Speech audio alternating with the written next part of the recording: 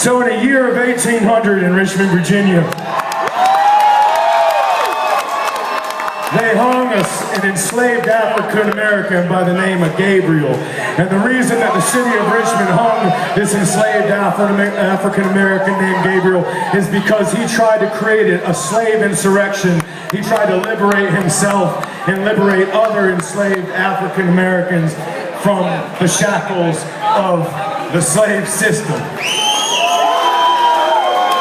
For his crime, he was hung at Broad and 15th Street. And he was buried right next to Broad and 15th Street in Richmond, Virginia. And then I just want to say this, fast forward to our current time. The city of Richmond and Virginia Commonwealth University thought it would be a proper thing not long ago to take the area where Gabriel and a lot of other free blacks and enslaved Africans were buried, and they put a parking lot over their cemetery. And many of you have probably heard me go on this rant, and you'll hear me say this every fucking time. This is the only question I have for you. Let's take race and let's take economics 100% out of this fucking scenario.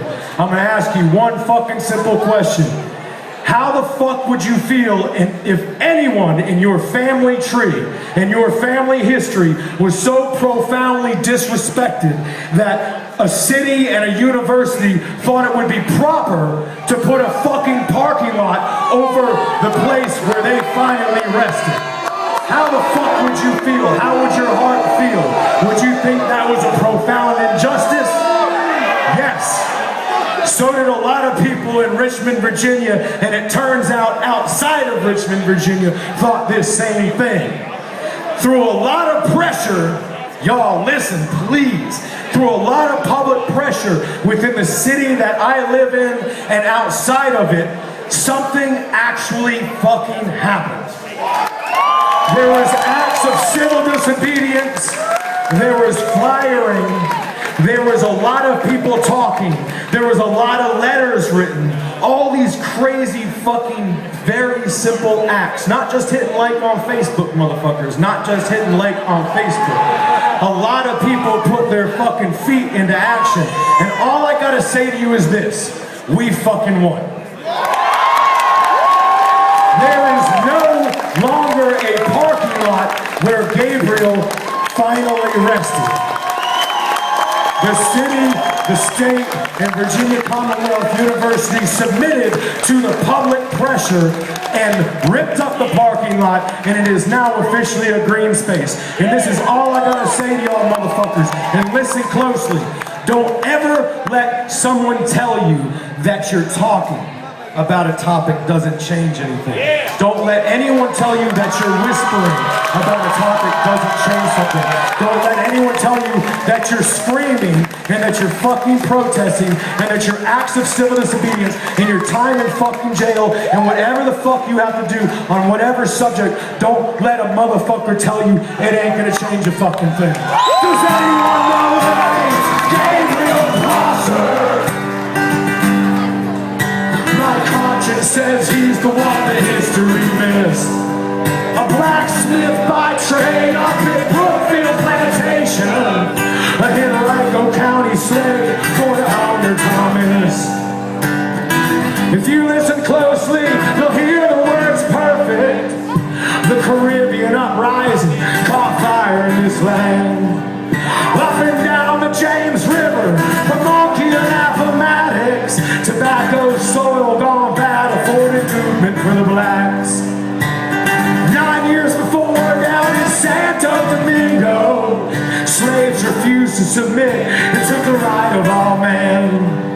Virginia whites got nervous and armed the militias as blacks inspired, plotted, and passed on their plans.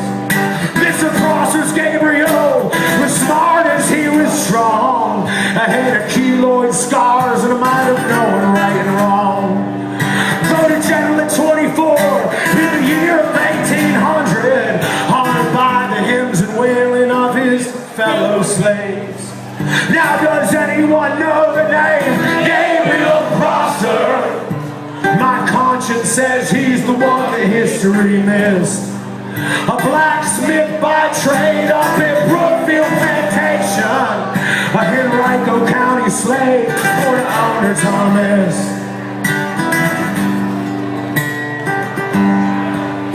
He was on an August night outside of Richmond, Virginia. Gabriel's men gathered as their owners they slept. Some would burn city streets to attract residents and masters, while others took the capital and freed convicts. Well, the whites, they knew nothing, never seen what could hit them. Nothing like this could happen with their carefree black men. But think about freedom, now think about slavery. Blacks armed themselves with muskets and homemade bayonets. With a white flag on the Capitol, all blacks they would rise. Whites spared would all lose an arm. You're a coward if you own men for profit and greed. You're the coward of all, and for all you must bleed. Now does anyone know the name Gabriel Prosser? My conscience says he's the one that history made. A blacksmith by trade up in Brookfield Plantation, a Henrico County slave for the owner Thomas. Pharaoh and Tom rounded out Gabriel Prosser. Their owner was Mosby, a neighbor of him. They say the sky sings of rain and lightning. On the night of August 30th, one could see the stand. The militias let loose to hunt Gabriel Prosser, who took to the swamps as they imprisoned his men. Flagged a boat whose captain was a Methodist preacher, but a traitor slave turned him in the end. They hung Gabriel down and brought him 15th Street. Lord, he would not give a word up on his men. But he took that news and he took it with honor. He's buried beneath parked cars now in pavement. There's no monument, there's no stone here to see him. Just black asphalt flanked by high-rise houses. If I had it my way, we'd see memorials climbing to a true and honest hero, Prosser's Gabriel.